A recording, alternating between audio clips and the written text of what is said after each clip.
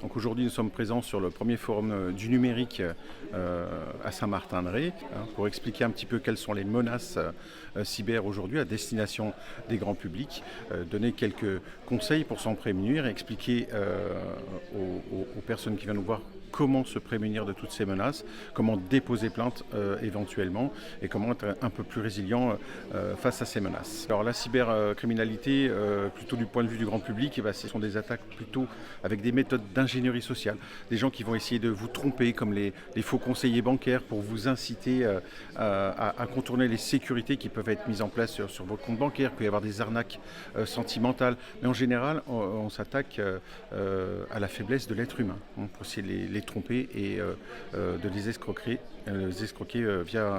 à travers le numérique. Ça, c'est tout un tas de bonnes pratiques, des conseils que l'on peut donner, des conseils que tout le monde peut retrouver sur le site de cybermalveillance.gouv.fr que l'on conseille pour apprendre à comprendre ces menaces et agir et prendre quelques mesures pour apprendre à se protéger. Gérer ses mots de passe, par exemple mettre de la double authentification, être prudent quand on reçoit des mails. Il y a beaucoup d'attaques qui passent par les mails, ce qu'on appelle le hameçonnage ou le harponnage.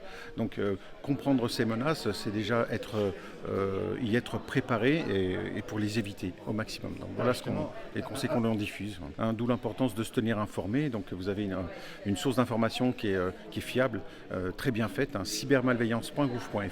Sur ces sites-là, vous allez pouvoir retrouver du conseil, que vous soyez particulier, professionnel ou une collectivité.